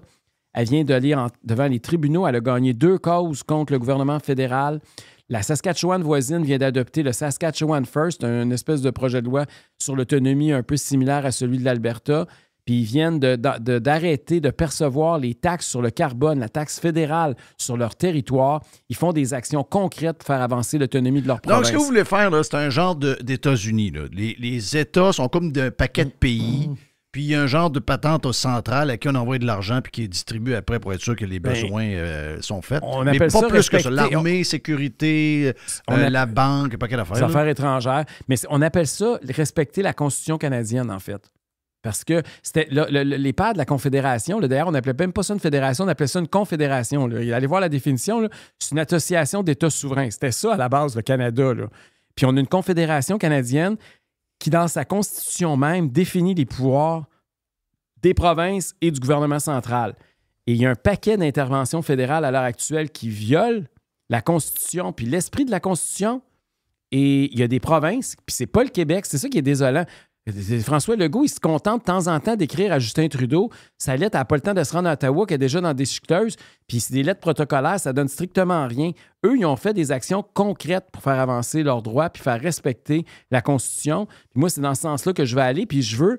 Là, j'ai même réussi à convaincre. C'est pas une grosse affaire, mais à mon échelle, pour moi, c'est important. Mais dans le concret, qu'est-ce que ça donnerait au Québec? C'est le rapatriement du CRTC? Moi, c'est quoi le rapatriement? Prenons l'exemple de l'immigration parce que c'est la question la plus brûlante actuellement. Là. Il rentre 45 des réfugiés du Canada au Québec présentement, ce qui est énorme. Ça cause, là, aujourd'hui, on apprend que ça coûte 1 milliard au gouvernement du Québec, cette affaire-là. Le Québec n'a aucun contrôle sur les réfugiés. On a des contrôles sur l'immigration normale. Là, légale, mais on n'a pas de contrôle sur les réfugiés. Bien, il faut rapatrier ces pouvoirs-là.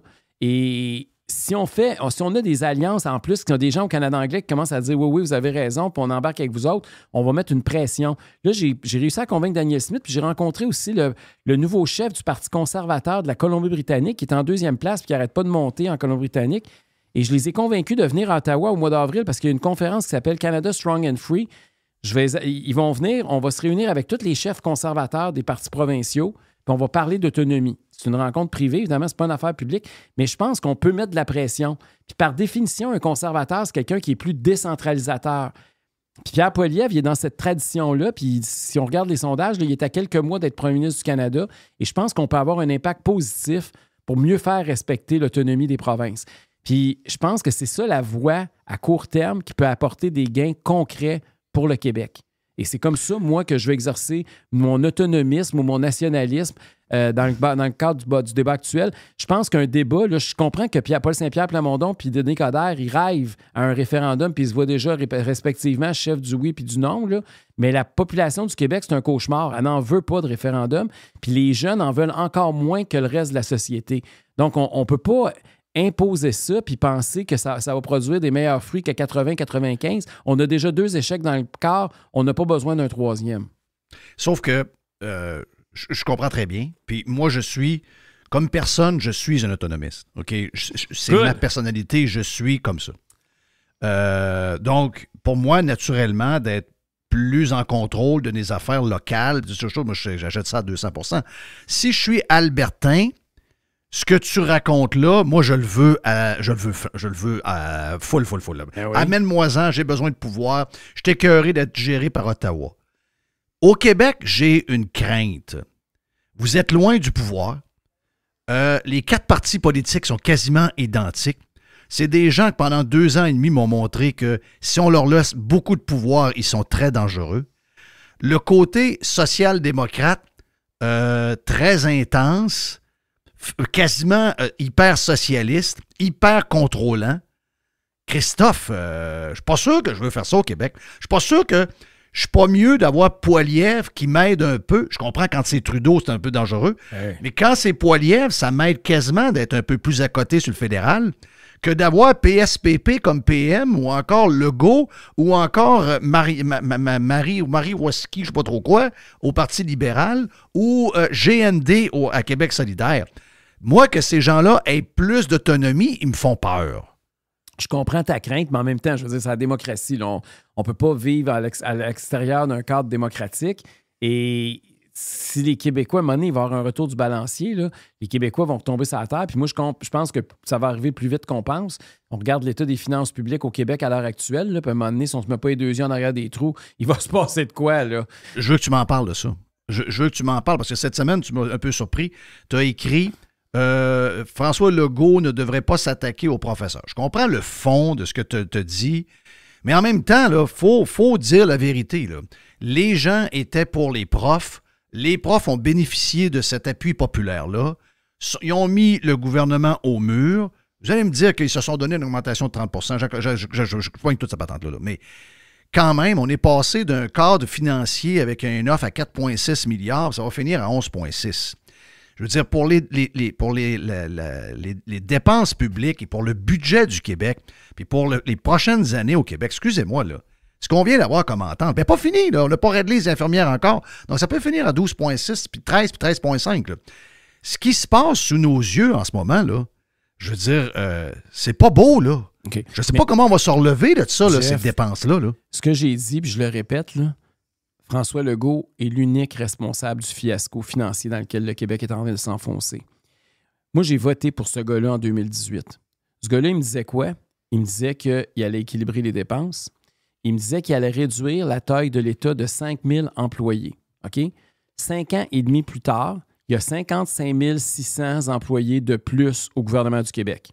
Juste ça, Jeff. S'il avait juste respecté ce bout-là de sa parole, là, on aurait récurrent par année... Ça inclut des profs. Non, mais attends, ça inclut des profs, ça inclut des gens qui aident les profs. Tu feras ton point après. Laisse-moi juste finir. Là. S'il avait juste respecté sa parole sur cet engagement-là, c'est 5 à 6 milliards de plus d'un coffre par année récurrent. On ne serait plus dans les déficits, on serait dans les surplus.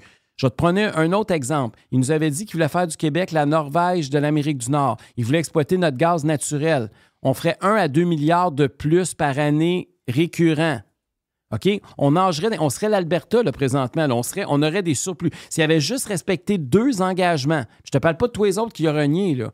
Juste ça, là, il n'y a personne qui parlerait que les profs sont responsables du déficit aujourd'hui, là. Parce qu'on aurait un surplus historique. Personne dit qu'ils sont responsables. Ben, il a dit ça, là. Lui, il a dit ça, là. Ben, c'est ça ça que vous défendez. Je vais le défendre. France Gagnon, vous le défendez. Pas ça. Puis là, non, mais c'est parce que ça n'a pas de sens. Vous ne pouvez pas dire que c'est la faute des profs alors que c'est 10 fois plus la faute à Legault puis vous protégez Legault. C'est ça qui n'a pas d'allure. Le responsable, c'est François Legault, Jeff. Il n'y a pas personne d'autre que lui. S'il veut chercher un coupable, qu'il s'achète un miroir. C'est pas... qu'il n'appelle pas la police, là. Sauf que, Éric, il a dit, puis il a dit... Ça arrive pas souvent que François Legault dise une vérité, là. On peut-tu le défendre quand il en dit une?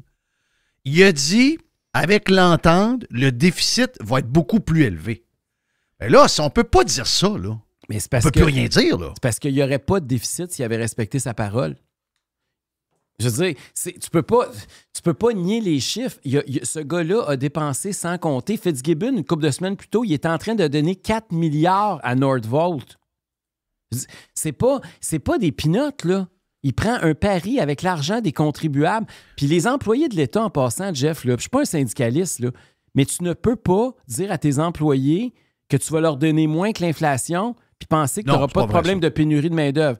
Non, mais il fallait au moins... C'est pas vrai, je suis pas d'accord avec ça. On est dans une période inflationniste. Tu ne peux pas essayer de donner des montants d'argent dans 3 ans, dans 4 ans, de l'inflation qu'on ne connaît pas. T'sais, on ne peut pas le donner. Il y en a, là, il y a une certaine braquette des profs que c'est 25 à 30 %. Que moi, on donne à des gens l'inflation, puis qu'on a du rattrapage sur l'année d'avant, ou je ne sais pas trop, j'ai pas de problème avec ça.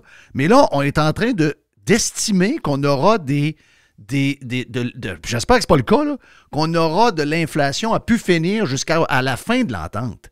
C'est des montants astronomiques. C'est 25 à 30 %. Excusez-moi, là. Mais c'est François Legault qui l'a signé, l'entente, là. Je comprends. Fait qu'il est en train de faire son propre bilan. Puis en passant, si les profs étaient aussi gourmands, c'était parce que le gouvernement, dans les mois qui ont précédé, il dépensait comme si l'argent poussait dans les arbres, puis qu'il y avait de l'argent, il était bourré jusqu'aux oreilles. C'est lui qui a envoyé ce signal-là. François Legault, je le défends pas. Mais t'as le droit, là. Défends-les, Jeff, ça me dérange pas. Arrête, je le défends pas. Mais t'aurais pas été mieux avec les médias au complet et le Québec qui klaxonne ses profs sur le bord du chemin. T'aurais accouché de 25-30 aussi parce que t'aurais eu toute la pression du Québec sur le dos. Je pense que ça aurait été bien différent, Jeff, parce que premièrement, j'aurais pas eu peur des syndicats et des manifs parce que j'en aurais eu depuis avant même que je rentre dans mon bureau. Dès que les résultats auraient sorti, d'après moi, il y en a une couple qui serait déjà avec le pancarte dehors en train de manifester pour dire qu'il faut que je débarque, OK? Fait que si j'ai peur d'une manif puis d'avoir du monde contre moi puis que les médias vont me planter, je ferais d'autres choses dans la vie puis je serais surtout pas conservateur. Cela étant dit, j'aurais aussi préparé la négociation. J'aurais pas commencé à dépenser l'argent. Tu leur as donné combien aux profs sur 5 ans? C'est parce que c'est pas une question de comment tu négocies à table. Ils sont arrivés à table, je t'en ai parlé déjà, ils étaient déjà à genoux.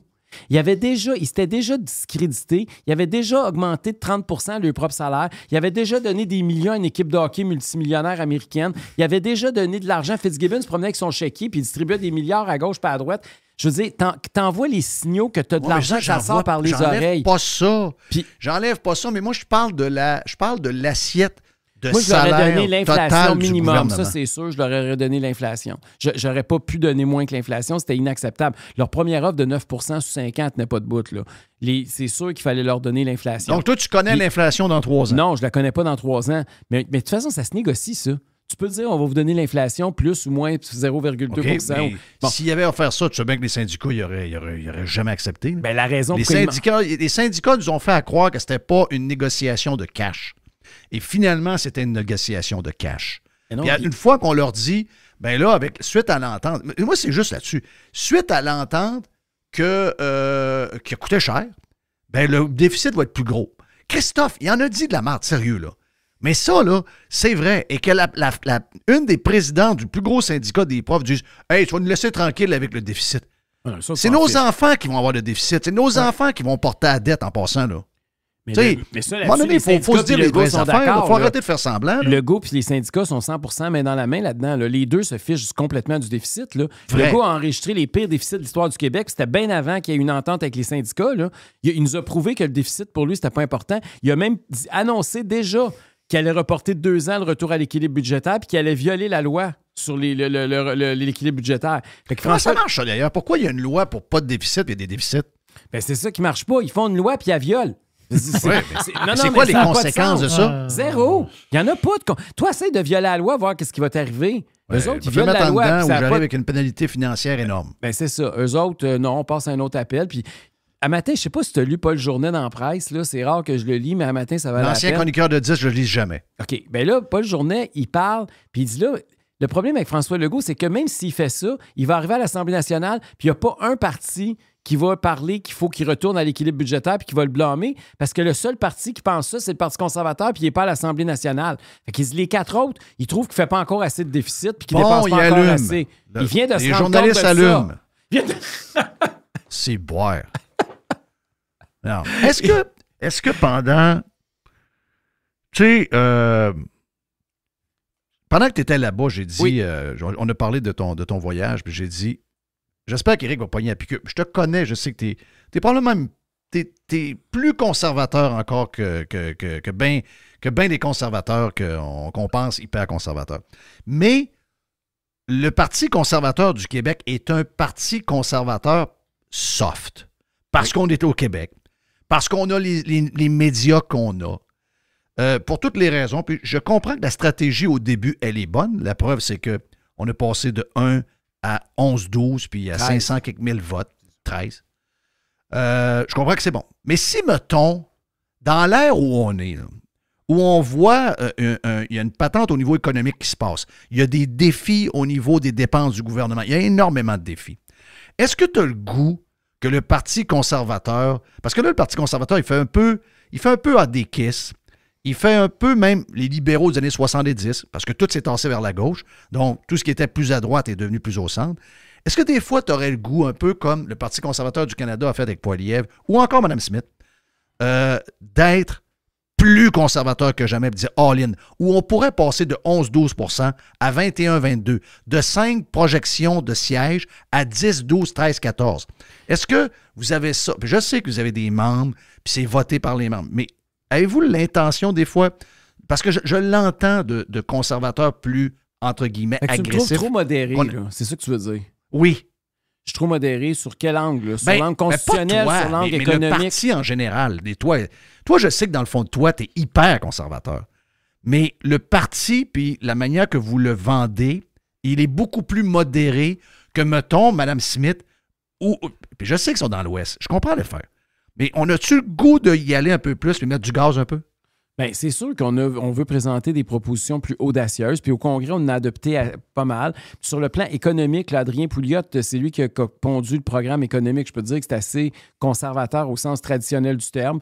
On est de loin le parti qui veut réduire le plus la taille de l'État, qui veut le plus revenir à l'équilibre budgétaire. Je veux dire, toutes les propositions, là, on est toujours celui qui est le plus conservateur sur à peu près tous les enjeux. Cela étant dit... c'est sûr que si demain matin, c'est comme si j'avais fait ma tournée dans l'Ouest puis j'avais parlé des enfants trans plutôt que de parler d'économie puis d'autonomie, d'après moi, j'aurais eu beaucoup plus de couverture médiatique. OK? C'est sûr. Si j'avais parlé, j'avais été voir Daniel Smith puis je l'avais applaudi puis j'avais appuyé sa théorie. C'est pas sa théorie, mais sa proposition. Ou encore, tu étais à la soirée Carson puis oui, c'est ça. Jordan Peterson. J'avais été là puis je suis sûr que là, ça aurait fait plus de vagues. Mais imagine... tu me trouves trop modéré, puis j'arrive en entrevue, puis je me fais parler de Tucker Carlson. Ben, je sais.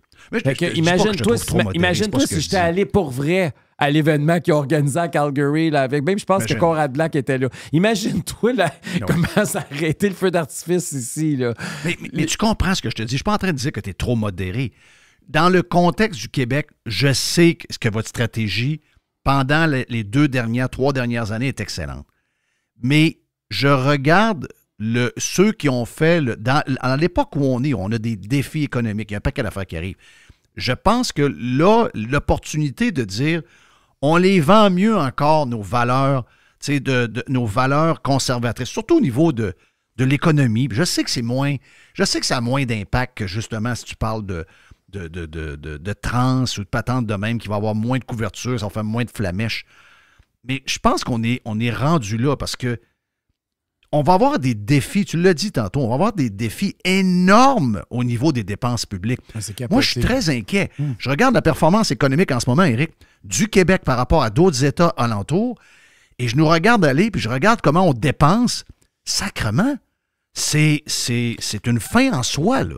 À matin, il y a beaucoup d'articles qui reprennent les chiffres parce qu'évidemment, on est en pleine discussion là, à cause de ce que François Legault a dit en fin de semaine dernière sur le fait que le prochain budget allait être largement déficitaire. Là, tout le monde y va de ses analyses ce matin. Mais ce qui m'a le plus frappé, c'est la chaire de recherche en fiscalité et en finances publiques. Là, la gang de Luc Godbout, là, il explique comment, au Québec, au cours des dernières années, la part de l'État dans l'économie, là, le pourcentage du PIB qui dépend du gouvernement du Québec, juste du Québec, comment ça l'a explosé et comment l'écart avec le reste du Canada s'est accru. Puis les autres, ils font toutes sortes de moyennes là, sur plusieurs années. Là, et ce qui en arrive, là, c'est qu'on est rendu à plus que le quart de toute l'économie du Québec. Là, que c'est juste le gouvernement, pas juste les gouvernements, le gouvernement du Québec. C'est à part les municipalités, c'est à part le fédéral, c'est à part juste le gouvernement du Québec. Alors qu'ailleurs au Canada, c'est à peu près 17 % leurs gouvernements provinciaux. Puis là, vous allez dire, Éric, c'est juste 8 %. 8 %, c'est énorme. C'est énorme. Puis pensez pas qu'on a bien plus de services que partout ailleurs au Canada, là. Regardez le système de santé. Pensez-vous qu'on a vraiment des meilleurs services de santé que les autres provinces au Canada? C'est sûr et certain que si vous calculez juste par le temps d'attente puis la qualité des interventions, c'est moindre.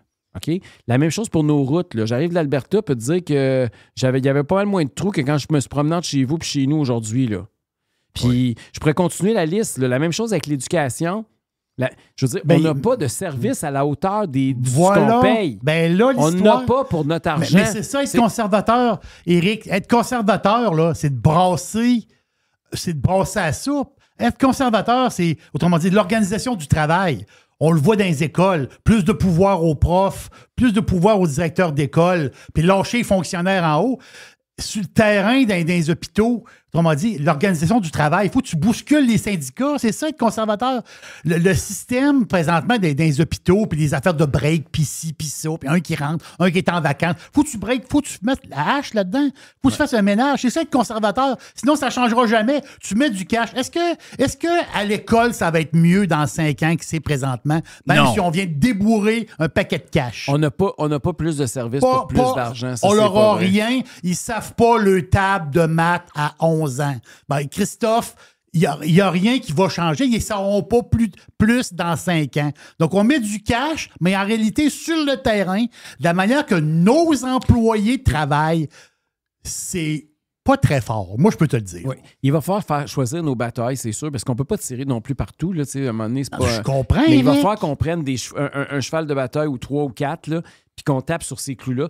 Poilievre a fait ça aussi. Là. Regardez, il a parlé du prix du panier de l'épicerie puis de l'inflation, la juste inflation pendant 2 ans. Puis il a répété ça pendant 2 ans, à peu près, juste ça. Je veux dire, il faut qu'on se trouve un cheval de bataille puis qu'on garde puis qu'on gruge l'os comme il faut. Là.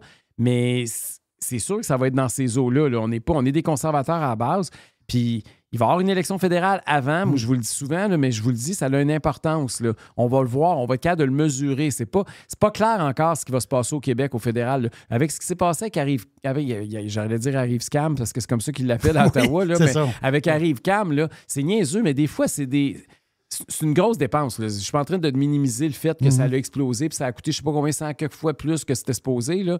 Mais ça a coûté 80 millions au lieu de 60 000 au lieu de 80 000. 80 000, c'est ça, ça a coûté.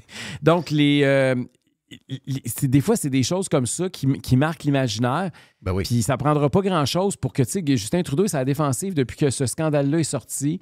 Et, puis François Legault, ça va être la même chose. Là. Il va arriver avec un budget. Je pense qu'il y a des gens qui vont se réveiller, là, parce que là, c'était bien beau, la CAQ, parce que, rappelez-vous, quand ils sont arrivés au pouvoir, ça allait bien, là. On a beau dire ce qu'on voudra contre les libéraux de Philippe Couillard, là, mais le budget qui a été laissé par Carlos Leitao était 100 fois meilleur que Éric Girard, qui est supposément un ancien conservateur. Oui, mais ils se sont fait écœurer pendant 2-3 ans. Les politiciens, dont la CAQ, dont les autres, puis les journalistes ont fait à croire aux Québécois qu'ils étaient victimes d'austérité, mais il y en a jamais alors que c'était zéro le cas. Ils ont réduit la croissance des dépenses. Il va falloir qu'on le répète 100 fois. Là. Ça veut dire que le pourcentage d'augmentation était un peu plus faible, mais il y avait de l'augmentation des dépenses. Il n'y a jamais eu d'austérité. L'austérité, c'est quand tu coupes puis que tu enlèves. Eux autres, ils n'ont rien enlevé. Ils ont ralenti la vitesse. C'est comme s'ils n'ont pas arrêté. Ils ont juste, au lieu de rouler à 95, ils ont roulé à 90. Comprenez-vous? Ils n'ont jamais arrêté. Ils ont continué d'augmenter les dépenses de l'État. Mais c'est ça qui est triste, Jeff. Tu as raison sur une chose. C'est qu'ils ont tellement tagué que c'était l'austérité qu'ils ont comme fait peur. Puis la CAQ, aujourd'hui, je pense que c'est ça qui est traumatisé. C'est pour ça que la CAQ, ils font que dépenser. Puis l'autre problème qu'ils ont, c'est un gouvernement qui n'a pas de vision. François Legault a dit avant Noël qu'il avait perdu sa boussole. Il demandait au Père Noël de se retrouver sa boussole. Mais je pense qu'il n'y en a jamais eu de boussole. C'était comme Jerry dit, c'était la petite semaine depuis toujours. Là, je sais pas. Les gens nous voient-tu sur l'écran, là? Parce que leur boussole, c'était ça. C'est comme ça. C'est le vent. Le vent. De quel côté vient le vent? C'est quoi le dernier sondage? Puis on va dire ça. Puis ils ont une équipe comme ça aussi qui est dans le vent. Tu sais, quand tu parles à une vice-première ministre, puis tu lui demandes qu'est-ce qu'elle veut changer, puis qu'est-ce qu'elle incarne idéologiquement dans le Québec, puis qu'elle dit la modernité à cause de son image puis de ses enfants, ça te donne une idée de la profondeur de l'individu, là. Ses idées, c'est qu'elle représente une image moderne. C'est ses idées. Ça veut dire que c'est le vide absolu et total, là. Je te laisse aller à ton dîner. Ah. Je suis en retard, je sais que... non, j'ai peur que tu sois en retard. J'ai peur que tu sois en retard, mais à un moment donné, je te ferai entendre le discours, pas le discours, mais une intervention de Kevin O'Leary qui nous parle, lui, en tant qu'investisseur, où l'argent s'en va aux États-Unis. Les États losers, la majorité sont des États démocrates, donc énormément de réglementation, énormément d'impôts, énormément de taxes, énormément de permis, énormément de fonds, énormément de tout. Les gens fuient ces États-là et s'en vont dans les États qui sont des États républicains. Ils appellent ça des winners, des États winners, des state winners. Ils nomment le Texas, la Floride, le Tennessee, le Dakota du Sud. Dans les losers, les 2 plus gros losers, la Californie, l'État de New York, nous, on est un État loser. Parce qu'on a tous ces défauts-là. on est hyper réglementé, on est taxé à l'os, on est, tu viens de le dire, manipulé au niveau de la vigueur économique par l'État qui décide où l'argent va, où il ne va pas. Donc, tous ces défauts-là, on les a et on est étiqueté loser à cause de ça. C'est une Christie de job à faire, là. Non, c'est sûr que ça se fait pas en criant ciseaux. Mais ce qui est décevant, Jeff, c'est qu'on avait un gouvernement qui avait identifié ça avant d'être élu, puis il a fait exactement le contraire. Puis 5 ans plus tard, la situation au Québec aujourd'hui, non seulement elle ne s'est pas améliorée, elle s'est détériorée. On est un État encore plus interventionniste, encore plus réglementé, encore plus... Tu sais, puis la crise du logement actuelle, là, c'est le plus bel exemple. Tu sais, j'arrive d'un État... En Alberta, là, il y a une croissance de la population beaucoup plus rapide qu'au Québec. Là. Les gens arrivent de partout dans le monde pour aller travailler là parce qu'ils ont de la job, puis ils ont de l'argent, puis ils ont de la prospérité. Bien, Christy, la crise du logement, me croirais-tu qu'elle est moins pire qu'ici? Ah ouais? C'est sûr que oui. Mais c'est fou! Pensez-y, ils ont plus de monde qui arrive. Fait que ça devrait, tu sais, on n'arrête pas de dire que c'est la faute des immigrants si on a une crise du logement. Mais comment ça se fait qu'en Alberta, il y en a encore plus que nous autres, puis ils passent mieux au travers de la crise? Savez-vous pourquoi? Parce qu'ils construisent. Puis qu'ils ne construisent pas juste des logements sociaux, parce qu'ils ont compris que la mobilité sociale fait en sorte que quand tu construis une maison d'un millionnaire, bien, il quitte sa maison, son condo à 500 000, qui vend un gars qui avait une maison à 200, qui lui quitte son logement à 700 $, puis il y a un gars qui rentre là, puis qui rentre à 700 $ par mois. Il y a une mobilité sociale, puis les gens, ils passent de la classe inférieure à la classe moyenne à la classe riche. Nous autres, c'est le contraire. On a une classe stagnante ou même pire, on régresse. Puis c'est ça, la crise du logement là, est exacerbée par notre modèle plutôt qu'aider. C'est que c'est pas vrai qu'on aide les pauvres. Notre modèle, là, il est en train d'étouffer tout le monde, y compris les pauvres au Québec. Il va dire, on a rajouté, ça va nous coûter cher en tabarnache payer nos employés, Eric. Ça va nous coûter cher. Christophe. Hey, thank you, man. Merci, tes lunettes, Jeff. tu reçois quoi? Quand tes lunettes? Quoi, t'as hâte que je change de lunettes? Non, mais tu m'as dit que tu allais avoir des nouvelles lunettes. Mais non, mais c'est parce que mes lunettes sont cassées. Mon chum s'est assis dessus, puis mais là, j'ai pas encore été... Faut que j'aille les refaire faire, puis je suis pas sûr qu'il faut que j'aille refaire ça. Bon, là, t'es habitué, ça fait une semaine, 2 semaines, c'est ça. Ces lunettes-là, je les avais comme lunettes de spare. C'était comme mes lunettes quand j'étais tout seul. De salon. Quand j'étais tout seul, quand j'étais pas en public. OK. Puis ben là... Ça filme. Toi, t'es aimes? Oh oui, j'aime ça. T'aimes mieux ça? Transparent, j'aime ça. Il y a des gens qui me disent qu'ils voient mieux mes yeux. Oui. Puis, ça, c'est en politique, c'est positif de mieux voir les yeux. Bon, ben garde-les tes lunettes. Je vais peut-être les garder. OK, merci. Manger, là. Merci, les gars. Bye. Éric Duhem, le chef du Parti conservateur du Québec. Voilà, c'est fait. See you, mes amis. Bye-bye.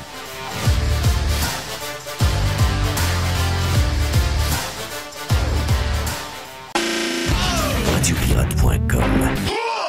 No limits. No rules. Radiopirate.com.